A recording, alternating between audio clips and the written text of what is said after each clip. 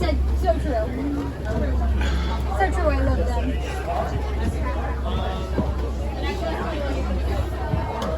If you're seated on that right hand side, please watch your hands, arms, feet, and legs. Those doors are going to be sliding shut. Asante Sana Warden. Jumbo friends, my name is Maggie. I'm going to be your safari guide out here on the Harambe Wildlife Reserve. A couple safety reminders before we get started. Please keep your hands, arms, feet, and legs inside the truck at all times, and please do remain fully seated during the entirety of our safari. That is for your safety, for my safety, and most importantly, for the safety of the animals living out here on the Harambe Wildlife Reserve. This is a picture safari. You're welcome to take as many photographs as you would like. However, I do recommend hanging on tightly to any of your personal belongings. This is a real truck. I really am driving it. There are some real potholes out there, and I really did grow up in Pennsylvania, so I am very familiar with potholes. If anything falls out of the truck, I am unable to stop and retrieve it, and I cannot guarantee its condition if it is returned to you. We're getting some final clearance from the warden now. So to start out, we're going to be heading into the Little Ituri Forest. Animals in the forest rely on camouflage to protect themselves, but if we're lucky, we'll be able to spot a few.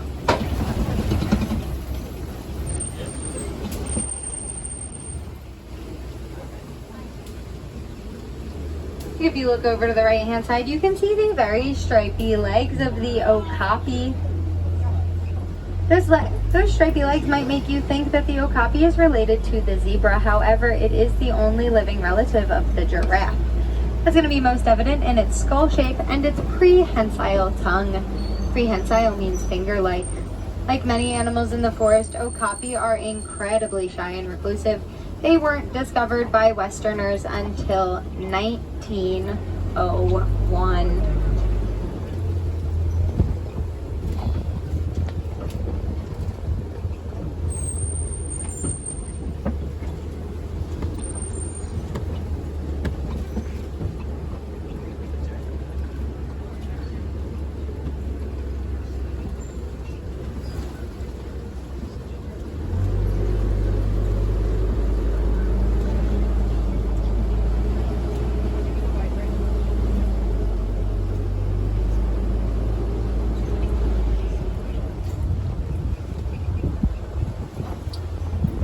Forest is looking a little bit empty right now.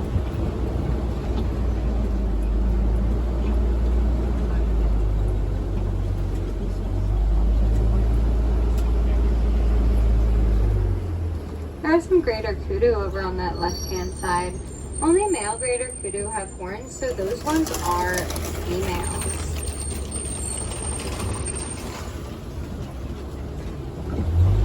As we make our way out of the Little Ituri Forest, we're heading into the Safi River Valley. Here in the Safi River Valley, we can find some semi-aquatic animals, and semi-aquatic does mean that these animals are comfortable living both on land and in water.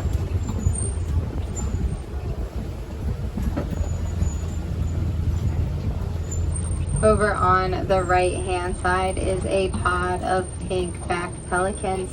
Pink-backed pelicans are colonial nesters. They'll nest in groups of up to 500 birds. They get their name from those pink feathers under their wings and on their backs, but it's actually the skin underneath those feathers that is that pink color. During their mating season, that pink will grow darker and spread onto their face and beaks.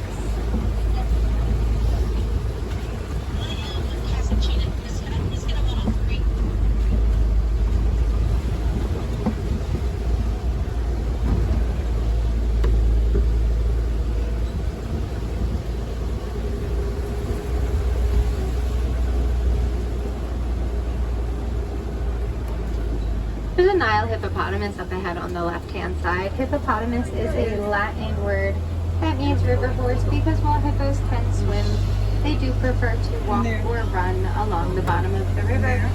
Hippos are incredibly dense animals, being made mostly of muscle makes it very difficult for them to float. They can hold their breath for several minutes Their eyes, ears, and nostrils have sealing mechanisms, so they're going to be the last things to enter the water as well as the first things to exit. A group of hippos is called a flu and will consist mainly of females and their calves. I'm seeing some very big predators in the river now. Those are Nile crocodiles. Nile crocodiles can be 16 to 20 feet long. That is about as long as a giraffe is tall. They regulate their body temperature by opening their mouths, very similarly to how a dog will pant. We're going to start heading out of the Safi River Valley now and into some more familiar territory, the savanna. The savanna is going to look a lot different from the forest and the river. It's going to be a lot more open. Animals in the savanna rely on speed, herding, and agility to protect themselves. Over on the right hand side is one of the most important pieces of foliage in the savanna, the baobab tree. The baobab tree is also known as the tree of life because it can store thousands of gallons of water in its bark. So when the savanna dries out, animals will chew on the bark of the baobab tree to release that water.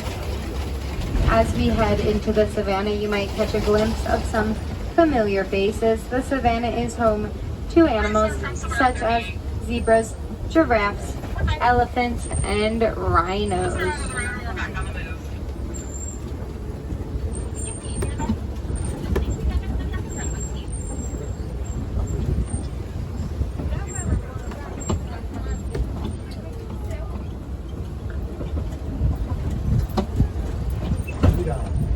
I see some animals off in the distance, but we'll get a little bit closer before we start talking about them.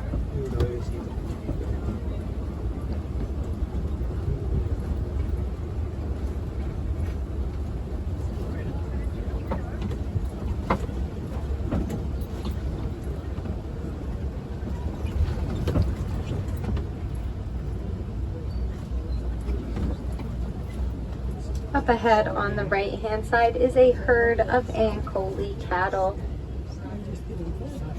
They have very large horns, and those horns may look like they are very heavy. However, they have a honeycomb-like structure on the inside. This makes them very lightweight and also allows blood to flow through them, which helps to regulate the cattle's temperature. The Ankole cattle are part of the bovine family. They're my favorite animal out on the savanna, and they are the only domesticated animal on the savanna. They were domesticated by the Watusi tribe, and they are also known as Watusi cattle. There is a predator's den over on that left-hand side. I don't think I see any. Oh, just kidding. They're back behind the den. Those are African painted dogs. African painted dogs get their name from their coat pattern, which looks a lot like paint splatters. They're very closely related to domesticated dogs. However, they only have 4 toes on each paw, where the domesticated dog has 5. There's a herd of wildebeest on the left-hand side, as well as 2 elands up in the bushes. Wildebeest are the second most densely populated animal here on Earth after us humans. They migrate 500 to 1,000 miles each year in groups of up to 1.5 million. Elands are one of the large types of antelopes that live out in the savanna. Both males and females have horns, and when they walk, the tendons in their knees move, making a clicking sound to mark their territory. We're going to be passing by some Maasai giraffes. And we know that they are Maasai giraffes because their spots are very jagged and non-uniform. Giraffes are the tallest land animal. They can be 16 to 20 feet tall, and a group of giraffes is called a tower. There's a baby giraffe up ahead on the right hand side. At birth, baby giraffes will be about 5 to 6 feet tall. That's around the height of an average adult human. Like the okapi we saw in the forest, giraffes have a prehensile tongue. They'll use their tongue to grab leaves off of trees, and that tongue can be up to 18 inches long. That's about the length of an adult forearm. Make sure we're not making any noises at the animals, my friends. Thank you.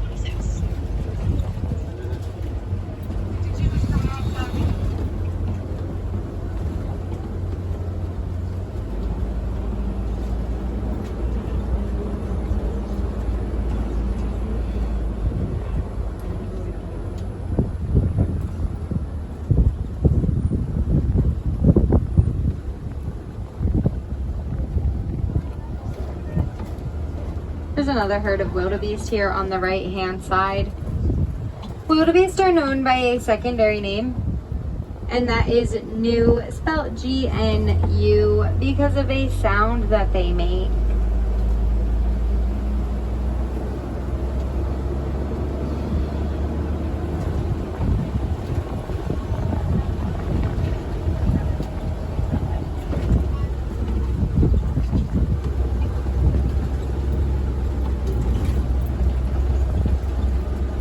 There's some fallen trees up ahead, which could be a sign that we're headed into some elephant country.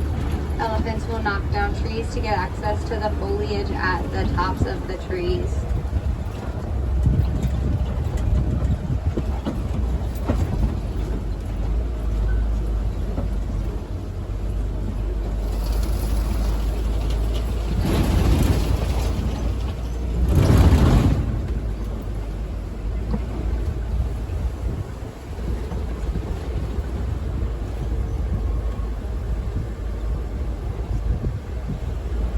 Another sign we made our way into some elephant country. There is an African elephant over on that right hand side. We know that that is an African elephant, well, because we are in Africa. That was a joke. We actually know that that's an African elephant because its ears are shaped a bit like the continent of Africa. This time I'm stopped for rhinos on the road right by the little cut through. African elephants are the largest land animal. A female can weigh up to 8,000 pounds and a male can weigh up to 13,000.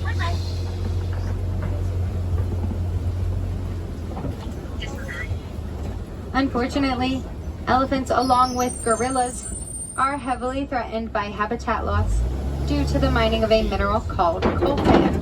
Coltan is a shiny mineral that's used in the production of small electronic devices. However, coltan is reusable and it does not expire, so be sure to recycle your small electronic devices.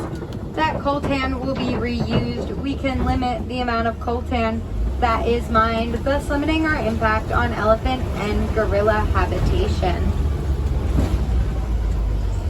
There are some more signs of elephant activity up here in these red clay pits. There are some footprints and some tusk marks over on that right hand side. Elephants will dig their tusk into the red clay and eat it. It's very nutritious and full of vitamins.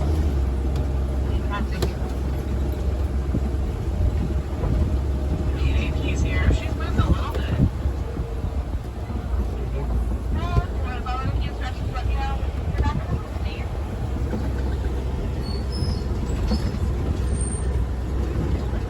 There's some more baobab trees up ahead on the right hand side. Elephants are one of the animals that will benefit from the baobab tree.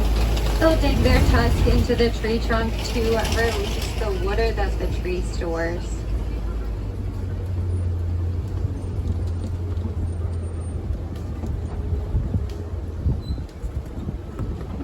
Elephants live in matriarchal societies, which means a herd of elephants will mainly consist of females and their calves.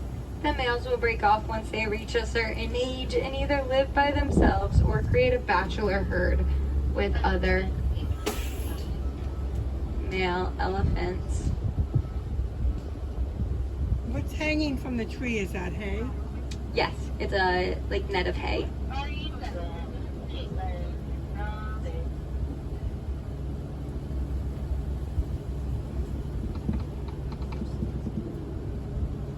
How do you all keep the alligators from crawling out of where you have them?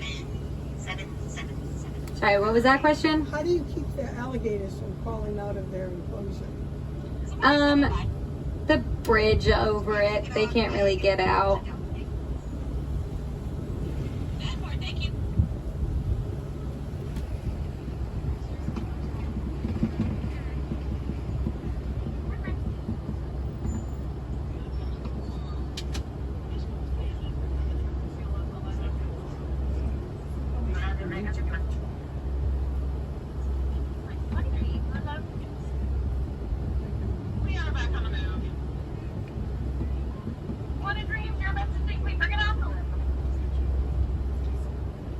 Elephants are very handy with their trunks. They'll use their trunks to do things such as eat and drink, as well as fling water, mud, and dirt onto themselves to cool off and to protect their skin. They have the longest gestational period of any animal. It's around 22 months, which is a little less than 2 years, and around 2.5 human pregnancies.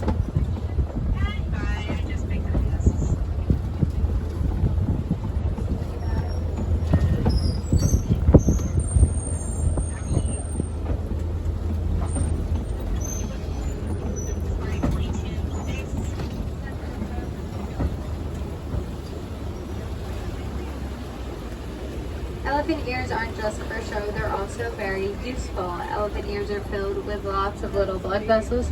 So when elephants flap their ears, it helps to regulate their body temperature. There's a group of greater flamingo on the left-hand side, and greater flamingo are called greater flamingo, not because they're better than any other type of flamingo, but because they are physically larger. Flamingos are hatched gray, and they gain their pink color from a substance called beta-carotene in their diet.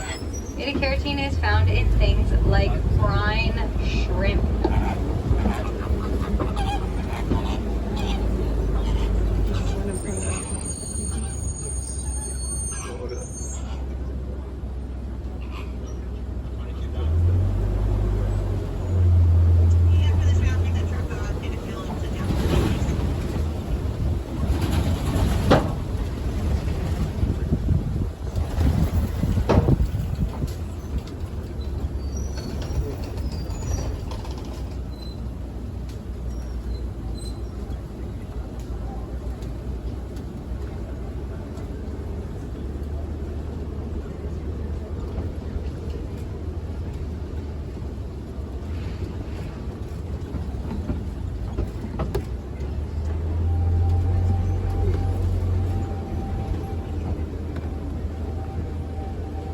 There's a very large mud wallow on the left-hand side, which could be a sign that there have been some rhinos in the area.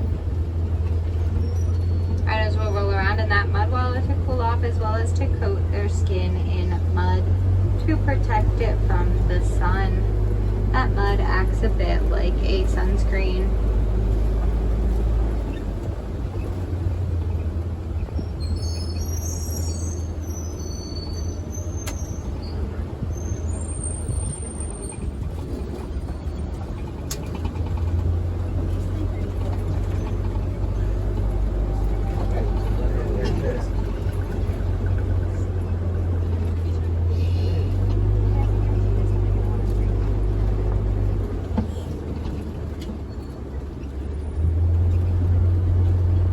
If you look up to the left, you might be able to spot a cheetah.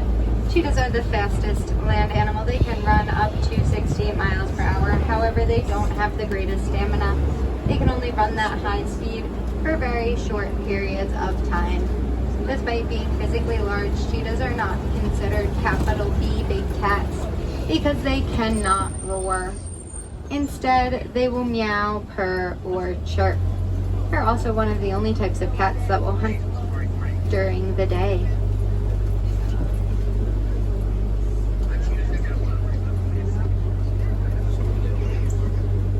If you look up to the left-hand side, there's a rock formation called a kopie, and there is a lion up on those kopie rocks.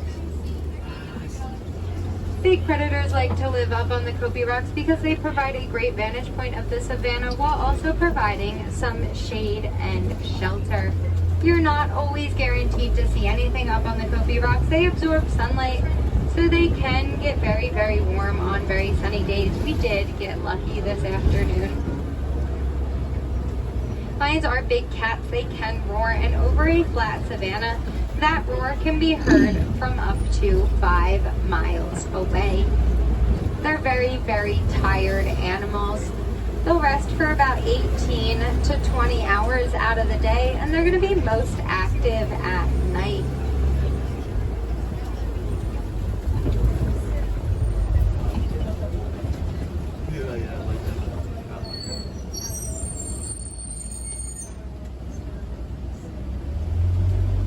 If you look in the ground to the left-hand side, there are some very large burrows.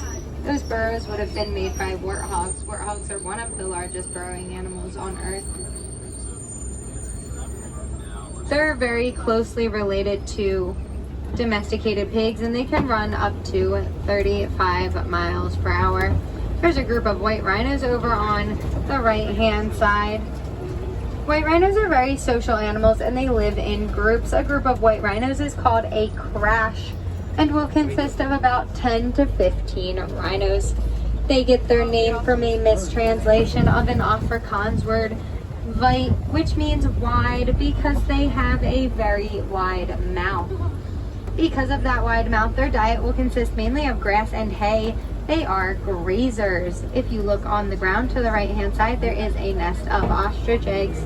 Ostriches are large, flightless birds. However, they can run up to 40 miles per hour, which does make them the fastest thing on two legs. Despite being flightless, ostriches do have wings. Those wings are used for balance, as well as change of direction. They lay the largest of any bird eggs. Those eggs can weigh up to 3 pounds. They're able to withhold the weight of an adult human, and one ostrich egg is equivalent to about 2 dozen chicken eggs. We've made our way out of the savannah now and into the Magadi Glen. This is where the warden's post is, and it does look like the warden's goats are out.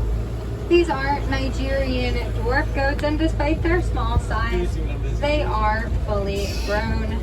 Goats are very playful and social animals, and they enjoy climbing. They have a symbiotic relationship with humans, which means it is mutually beneficial. As we are getting past the warden's post, this is marking the beginning of the end of our safari. We saw a lot of animals out there, and hopefully you listened to me talk about them. Unfortunately, many of these animals are being threatened with endangerment or are already endangered, which means we get to talk about my favorite topic, conservation. No matter who you are or where you live, you can take part in conservation. There was recently some big and exciting news in the conservation world. Green sea turtles are no longer considered critically endangered. They've been moved over to the least concern category, which just proves that a lot of little actions can add up and create a much larger impact. It's important to remember that conservation begins with education. So do some research into some of the animals we saw out on the reserve, or some that live in your local areas. Find out how you can help them. My friends, we are coming to the very end of our safari now, but here in Africa, we do not like to say goodbye. It is much too sad and far too final. Instead, we say kwaherini, which means to go well. So my friends, go well, go wild, go make a difference out there. Go have a magical day here in Animal Kingdom, or wherever your next adventure is taking you. And if you did have a wild time on this safari, my name is Maggie, and I am from Oxford, Pennsylvania.